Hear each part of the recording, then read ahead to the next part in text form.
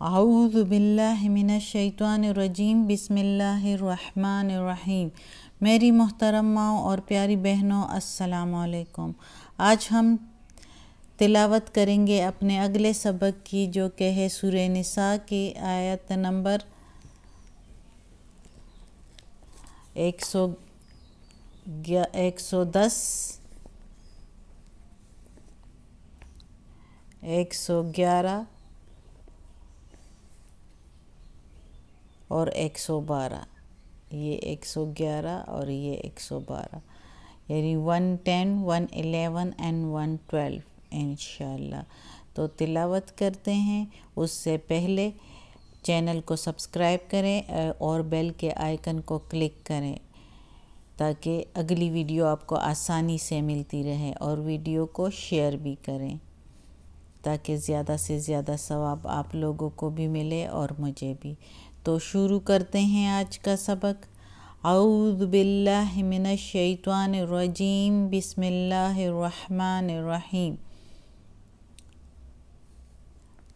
وَمَن يَعْمَلْ، اور جو کوئی عمل کرے گا، سوءً گناہ، برا عمل، گناہ کرے گا، عمل گناہ کا، او یا یظلم، ظلم کرے گا، نفسہ، اپنی جان پر، یعنی برا کرے گا اپنی جان پر، ثم، پھر، یستغفر اللہ، یستغفر معافی مانگے گا، بخشش مانگے گا، پھر اللہ سے، پھر بخشش مانگے گا اللہ سے، یجد اللہ، پائے گا اللہ کو، غفور الرحیم، بخشنے والا، مہربان۔ اب اس آیت میں اللہ تعالیٰ کہتا ہے کہ جو کوئی گناہ کا عمل کرے گا یا اپنے اوپر ظلم کرے گا تو وہ اگر پھر اللہ سے معافی مانگے گا تو اللہ کو پائے گا، وہ بخشنے والا، اللہ بڑا مہربان ہے۔ لیکن یہ نہیں کہ آپ لوگ کہیں کہ یہ گناہ کر کے تو بخشش مانگ لوں گا پھر کرتا رہوں گا۔ اللہ دلوں کا حال جانتا ہے۔ جو کوئی ایسا اگر سوچ کے کرے گا تو اس کی پھر استغفار قبول نہیں ہوگی، اس کی توبہ قبول نہیں ہوگی۔ اور اچھا، ادھر دو گناہوں کا ذکر ہوا ہے۔ ایک یہ کہ جو کوئی عمل کرے گا برا، یعنی گناہ کرے گا برا، اور دوسرا یا ظلم کرے گا اپنی جان پر۔ تو اس کے دو مطلب ہے۔ برا، یہ پہلے والا جو ہے، جو کوئی عمل کرے گا برا، یعنی کسی اور کا بھی اس میں برا ہو، یعنی جس طرح جو پچھلی آیت میں ہم نے پڑھا کہ ایک مسلمان نے اپنی عزت بچانے کے لیے یہودی پر ظلم جو ہے الزام لگایا کہ چوری اس نے کی ہے۔ تو یہ ایک تو خود وہ چوری کی اور ایک اس پر الزام لگایا، تو یہ ہو گیا برائی، گناہ۔ اور ظلم اس کو کہتے ہیں جو اپنے اوپر صرف کرے، جیسے کہ کوئی نماز نہ پڑھے، جیسے کہ کوئی جو ہے وہ سود لے، جیسے اس طرح کے جو گناہ ہیں، اپنے زکوٰۃ نہ دے۔ تو یہ باتیں جو ہے اس طرح کے، یہ اپنے اوپر ظلم کرنا ہے، اللہ کی فرما برداری نہ کرے تو یہ اپنے اوپر ظلم ہو جاتا ہے، اپنے لیے گناہ ہو جاتا ہے۔ تو ظلم جو ہے وہ اپنے لیے، اور یہ جو گناہ ہے یہ دوسروں کے ساتھ جو ہو جاتا ہے، برائی جو ہے جو دوسروں کا بھی نقصان ہوتا ہے جس میں۔ تو پھر اللہ تعالیٰ کہتا ہے کہ اگر دل سے وہ بخشش مانگے، معافی مانگے، توبہ کرے کہ آئندہ وہ اس طرح نہیں کرے گا، تو اللہ بڑا مہربان ہے، بخشنے والا ہے، وہ معاف بھی کر دے گا۔ پھر اگلی آیت میں ہے وَمَن يَكْسِبْ، اور جو کوئی کمائے، اثمن، گناہ، فَإِنَّمَا، پس بے شک جو، یکسبہ، اس نے کمایا، علی نفسہ، اوپر اپنی جان کے، یعنی جس نے کوئی گناہ کیا تو اس نے گناہ کیا اپنے لیے۔ وَكَانَ اللَّهُ، اور ہے اللہ علیماً حکیمہ، اور ہے اللہ کامل علم والا اور حکمت والا۔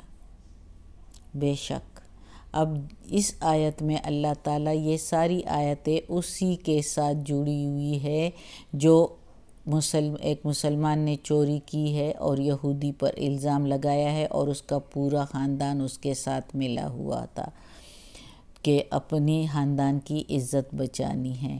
تو اللہ تعالیٰ اس کے بارے میں یہ ساری آیتیں تقریباً اس کے بارے میں ہیں۔ اب اس آیت میں اللہ تعالیٰ کہتا ہے کہ جو گناہ کرتا ہے تو وہ اپنے لیے کرتا ہے، اپنی جان پر کرتا ہے، اپنی جان پر ظلم کرتا ہے، اور اللہ تو جاننے والا ہے۔ اب دیکھو انہوں نے گناہ کیا اور پھر چھپایا، اور پھر نزدیک تھا کہ رسول پاک صلی اللہ علیہ وآلہ وسلم انہی کے حق میں فیصلہ کرتے، لیکن اللہ تو ہے، اللہ علم رکھنے والا ہے، اللہ کو سب کچھ پتہ چل گیا، اللہ کو تو سب کچھ پتہ تھا، اللہ تعالیٰ نے رسول پاک صلی اللہ علیہ وسلم کو خبر دے دی، اور اس طرح وہ جو ہے سب کچھ سامنے آ گیا، اور سب کے سامنے بے عزت ہو گئے، بے عزت بھی ہو گئے اور سزا بھی پائی۔ تو کیا ہوا؟ اللہ تو دیکھنے والا ہے، اللہ کے پاس تو سارا علم ہے، تو اس لیے کسی اور پر تہمت لگانا جو ہے وہ اپنے لیے مصیبت بنانا ہے۔ اللہ جس کا ظاہر کرے تو کسی کی طریقے سے بھی ظاہر کر لیتا ہے۔ اس وقت تو رسول پاک صلی اللہ علیہ وآلہ وسلم تھے، ان پر وحی آ جاتی تھی۔ اب بھی اللہ تعالیٰ کرنا چاہے تو کسی بھی طریقے سے اس کا گناہ واضح کر دیتا ہے، سب کے سامنے کھول دیتا ہے۔ اب اگلی آیت دیکھیں، وَمَن يَكْسِبْ خَطِيئَةً، اور جو کوئی کماتا ہے خطا، یا جو کوئی کرتا ہے خطا، او اثمن یا گناہ، ثم پھر یرمی تہمت لگائے، بھی ساتھ اس کے بریئن کسی بری ذمہ پر، یعنی کسی بے گناہ پر، فقد احتمل پس تحقیق بوجھ اٹھایا، پس تحقیق اٹھایا، بہتانن بہتان، اپنے سر بہتان یا اپنے سر طوفان، و اثمن اور گناہ، مبینہ کھلی گناہ یا صریح گناہ، گناہ ہی گناہ۔ اب اس آیت میں اللہ تعالیٰ یہ بھی اسی پر ہے جیسے کہ چور نے گناہ چوری بھی کی اور پھر جو ہے وہ دوسرے پر لگایا جو کہ بری ذمہ تھا، جو کہ بے گناہ تھا۔ تو اس میں اللہ تعالیٰ کہتا ہے کہ جو کوئی کرے کوئی خطا یا گناہ اور پھر اس کو ڈالے کسی بے گناہ پر، تہمت لگائے کسی بے گناہ پر، اپنی گناہ کا، اپنی چوری کا الزام لگائے دوسرے پر، تو تحقیق اس نے دو گناہیں کر لی، اس نے اپنے سر طوفان اٹھا لیا۔ ایک تو چوری کر لی، دوسرا دوسرے پر الزام لگا دیا، اور کھلی گناہ، کھلا صریح گناہ کیا اس نے، تو دو گناہیں اپنے سر لے لی، تو اس کا اس پر وبال پڑے گا، بہت زیادہ جو ہے اس کی سزا اس کو ملے گی۔ تو یہ اللہ تعالیٰ بار بار بتا رہا ہے اس آیتوں میں کہ خبردار ہو جاؤ، اگر تم گناہ کرو گے تو چھپی نہیں رہے گی، وہ کھل جائے گی، سب کے سامنے آ جائے گی۔ تو اس سے بہتر ہے کہ اپنے جو گناہ تم سے ہو جاتی ہے، جو برائی تم سے ہو جاتی ہے، تو اسے صاف صاف بتا دیا کرو، دوسرے پر کم از کم الزام لگا کر اپنے اوپر دو گناہیں نہ ڈالو، ایک جھوٹ کو چھپانے کے لیے دو جھوٹ نہ بولو، ایک چوری کو چھپانے کے لیے دوسرے پر الزام نہ لگاؤ۔